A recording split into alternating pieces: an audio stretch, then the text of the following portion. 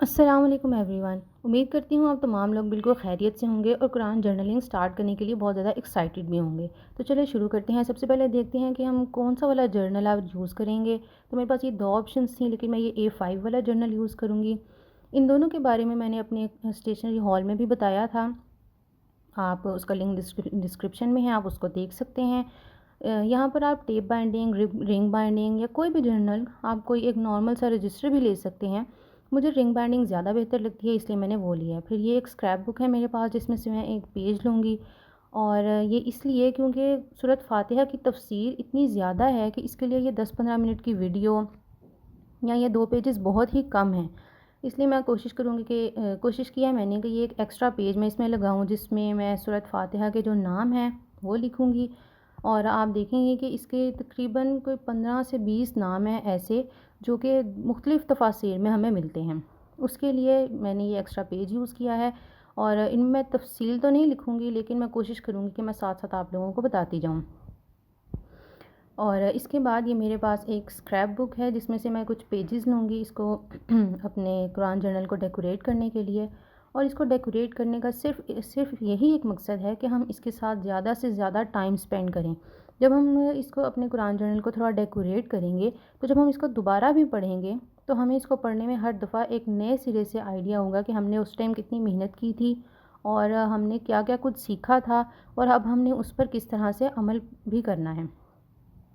یہ پیپر تھوڑا بڑا تھا، میں نے اس کو تھوڑا کاٹ لیا۔ اس کے علاوہ یہ میرے پاس کچھ ایکسٹرا پیجز تھے جو کہ میرے پرنٹنگ سے ایکسٹرا تھے، اور میں نے ان کو پھینکا نہیں تھا، یا میں نے ان کو میں کوشش کرتی ہوں کہ میں کچھ اس طرح کے پیجز ضائع نہ کروں، اور اب میں ان کو یہاں پر یوز کروں گی تاکہ یہ اچھے طریقے سے یوز ہو جائیں۔ اس میں ایک چھوٹی سی دعا ہے جو کہ سورۃ فاتحہ میں ہی آتی ہے، جیسے کہ اہدنا الصراط المستقیم۔ اس کے علاوہ یہ کہ آپ اگر آپ کو کوئی بھی چیز چاہیے تو آپ کو اس کے لیے دعا کرنی چاہیے، کیونکہ دعا ایک ایسی چیز ہے کہ یہ کسی بھی صورت میں رد نہیں ہوتی۔ اس کے 3 صورتیں ہیں دعا کی، کہ یا تو اللہ تعالیٰ اسی ٹائم قبول کر لیتا ہے، یا اس کو رکھ لیتا ہے ایک بہتر ٹائم کے لیے اگر وہ آپ کے حق میں بھی بہتر نہیں ہوتی، یا پھر اس کا ایک یہ بھی مقصد ہوتا ہے کہ اللہ تعالیٰ اس کے بدلے میں آپ کے گناہوں کو ختم کر دیتے ہیں۔ یہ سورۃ فاتحہ کی 7 آیات ہیں، اور میں نے کوشش کر رہی ہوں کہ اس حساب سے میں تھوڑی اسپیس بنا لوں تاکہ میں تھوڑا تھوڑا ہر آیت کے بارے میں یہاں پہ لکھ سکوں، اور ساتھ ساتھ آپ لوگوں کو بتا بھی سکوں۔ تو چلیں اب ساتھ ساتھ ہم تھوڑا سا سورۃ فاتحہ کے بارے میں دیکھنا سٹارٹ کر دیتے ہیں کہ سب سے پہلے ہم دیکھتے ہیں کہ اس کے نام۔ سب سے پہلے تو اس کا نام ہے فاتحۃ الکتاب، یعنی یہ کتاب کو کھولنے والی ہے۔ اس کا معنی ہے کہ کسی چیز کو کھولنا، اور کیونکہ یہ قرآن پاک کی سب سے پہلی سورت ہے اور سب سے پہلے اسی کی تعلیم دی جاتی ہے، اسی لیے اس کا نام فاتحۃ الکتاب ہے۔ اور اس کے بعد اس کا دوسرا نام ہے سورۃ الحمد۔ حمد کا مطلب ہے تعریف کرنا، اور کیونکہ اس سورت کے پہلے حصے میں اللہ تعالیٰ کی بے پناہ تعریف کی گئی ہے اور اس کی حمد و ثنا کی گئی ہے، اس لیے اس کا نام سورۃ الحمد ہے۔ پھر اس کا تیسرا نام ہے ام القرآن۔ یہاں پر عام طور پر ام کا مطلب لیا جاتا ہے ماں، لیکن یہاں پر ام کا مطلب ہے اصل کتاب، یعنی پورے قرآن کا جو خلاصہ ہے وہ ہمیں اس ایک سورہ میں یعنی سورۃ الفاتحہ میں مل جاتا ہے، کہ ہمارے پیدا ہونے کا مقصد، جو اللہ تعالیٰ نے ہمیں اس دنیا میں پیدا کیا ہے، اس کا مقصد صرف اور صرف یہ ہے کہ ہم اللہ کی عبادت کریں اور اس کے احکامات پر عمل کریں، اور ہر وقت اس سے سیدھے راستے کی طرف جانے کی دعا مانگتے رہیں۔ پھر اس کا چوتھا نام ہے سبع مثانی، یعنی 7 دہرائی جانے والی آیتیں۔ اس کے بارے میں اللہ تعالیٰ نے خود قرآن پاک میں سورۃ حجر میں فرمایا کہ ہم نے آپ کو سبع مثانی اور قرآن عظیم عطا فرمایا، یعنی 7 بار بار دہرائی جانے والی آیتیں، اور اس کا یہ نام اس لیے ہے کیونکہ ہم ہر نماز کی ہر رکعت میں اس کو پڑھتے ہیں۔ اس کے بعد اس کا ایک اور نام ہے وافیہ، یعنی یہ ہر مقصد کو پورا کرنے والی ہے۔ مطلب یہ نہیں کہ ہم صرف دنیاوی مقاصد کو اس سے حاصل کر سکتے ہیں، بلکہ ہمیں اس سے اصلاح، ہمارے عقائد کی اصلاح ہوتی ہے، ہمارے اعمال کی اور اخلاق کی۔ اور اس کے بعد اس کا ایک اور نام ہے کافیہ، یعنی یہ کفایت کرنے والی ہے۔ مختلف تفاسیر میں آتا ہے کہ اگر انسان کے پاس نجات کے لیے اور کچھ نہ ہو تو یہ ایک صورت بھی کفایت کر جائے گی۔ اور پھر اس کا نام ہے اساس، یعنی کہ بنیاد۔ یہ ہمارے اعمال کی، ہمارے عقائد کی ایک بنیاد ہے۔ جب تک ہماری بنیاد اچھی نہ ہو، ہماری ایمان کی عمارت کبھی بھی مضبوط نہیں ہو سکتی اور ہم کبھی بھی اس کو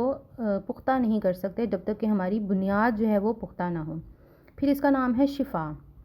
یہ اللہ تعالیٰ نے باطنی شفا پورے قرآن پاک میں رکھی ہے، جیسے کہ سورہ یونس میں اللہ تعالیٰ نے فرمایا کہ دلوں کی بیماریوں کی شفا ہے قرآن پاک میں۔ لیکن سورہ فاتحہ میں نہ صرف باطنی بلکہ ظاہری بیماریوں کی بھی شفا ہے۔ باطنی بیماریوں کی اس طرح سے کیونکہ اس کے ذریعے سے ہمیں کفر، شرک، نفاق، بد اخلاقی وغیرہ سے شفا ملتی ہے، اور ظاہری اس طرح سے کہ ہمیں اگر اس کو حدیث شریف میں آتا ہے کہ اگر ہم اس کو زہر، جس کو سانپ نے کاٹ لیا ہو یا کسی بھی قسم کا کوئی زہر کسی نے کھا لیا ہے، اگر اس پر یہ سورہ فاتحہ پڑھ کر دم کی جائے تو اس میں انشاءاللہ شفا ہوگی۔ پھر ایک اور حدیث میں آتا ہے کہ سورہ فاتحہ میں ہر بیماری کی شفا ہے۔ پھر اس کا ایک نام ہے تعلیم المسئلہ، یعنی سوال کرنے کا طریقہ سکھایا گیا ہے، کیونکہ اس میں اللہ تعالیٰ نے بتایا کہ کوئی بھی اللہ سے دعا کرنی ہے تو پہلے اس کی حمد و ثنا کی جائے اور پھر اس سے دعا مانگی جائے۔ پھر اس کا ایک نام ہے شکر،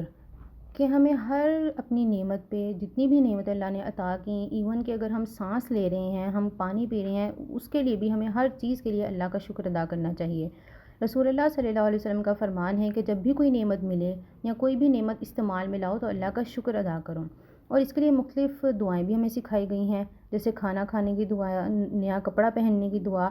اور لیکن بات صرف یہی ہے کہ ہمیں ہر چیز میں اللہ کا شکر ادا کرنا ہے، اور وہ شکر ادا کیسے کرنا ہے وہ بھی ہمیں اسی سورہ فاتحہ میں سکھا دیا گیا۔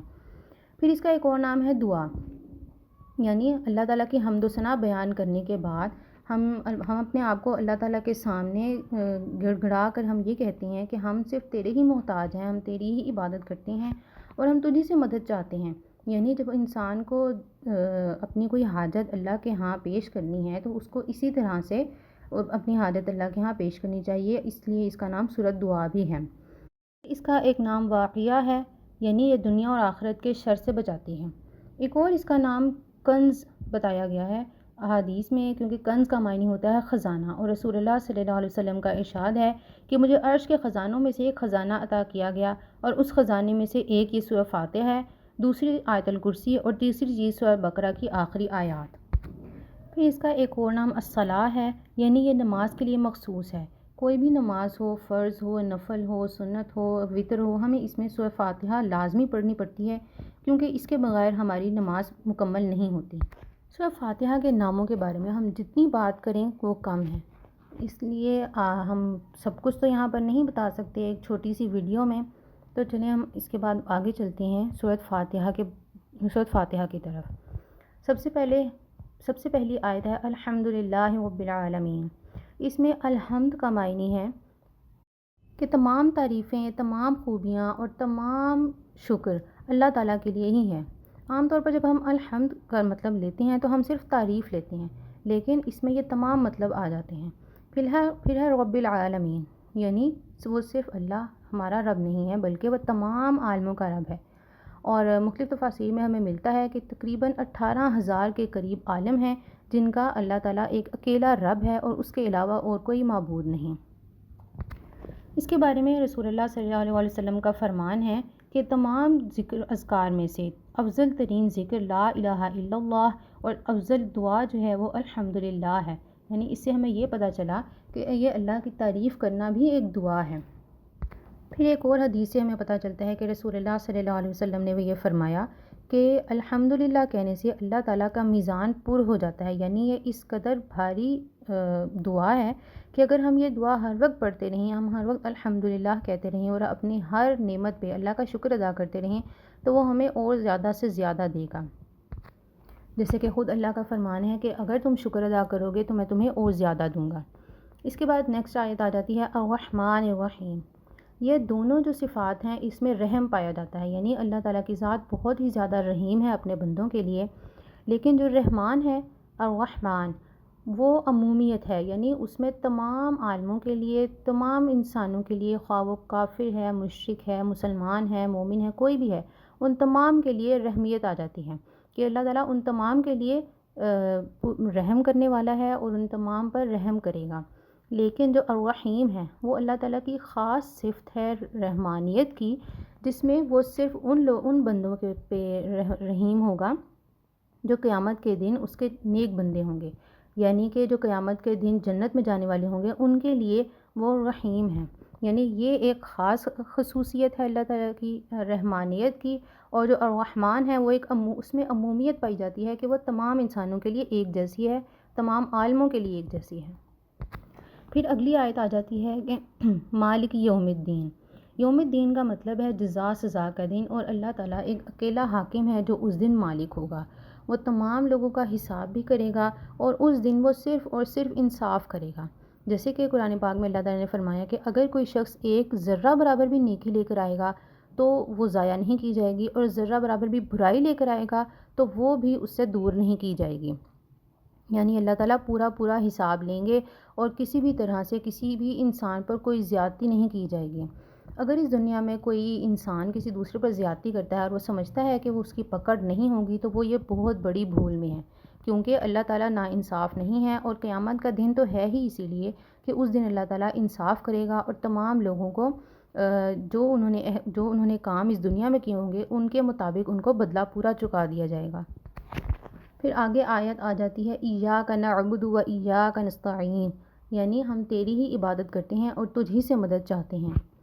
بعض اوقات ایسا ہوتا ہے کہ ہم اپنی زبان سے تو یہ کہہ رہے ہوتے ہیں، لیکن ہمارے دل میں ہوتا ہے کہ ہم کسی بھی دوسرے شخص کو کہیں کہ ہمارا یہ کام کر دو، وہ کام کر دو۔ بے شک دنیاوی وسیلے بھی لازمی ہوتے ہیں جن کو اختیار کرنے کا اللہ تعالیٰ نے فرمایا ہے، لیکن سب سے پہلے ہمیں کوئی بھی چیز چاہیے ہو تو ہمیں رجوع اللہ ہی سے کرنا چاہیے، کیونکہ وہ ایک اکیلا پروردگار ہے اور صرف وہی عبادت کے لائق ہے، اور وہی اس لائق ہے کہ ہم اس سے مانگیں۔ ہم کسی اور سے مانگتے ہیں تو یہ ہماری اپنی ذلت ہے، لیکن جب ہم اللہ سے مانگتے ہیں تو نہ صرف ہمیں اپنی جو چیز ہم مانگ رہے ہیں نہ صرف ہمیں وہ ملتی ہے، بلکہ اللہ کے ہاں ہمارے درجات بھی بلند ہوتے ہیں، کہ اللہ تعالیٰ خوش ہوتا ہے جب اس کا بندہ اس سے مانگتا ہے، یا اس کا بندہ اپنی حاجت اس کے سامنے پیش کرتا ہے، حالانکہ وہ پہلے سے جانتا ہے، لیکن پھر بھی وہ اس بات پر خوش ہوتا ہے کہ میرے بندے نے مجھ سے مانگا، اپنے رب سے مانگا، اور مجھے اپنا رب سمجھ کے مجھ سے مانگا۔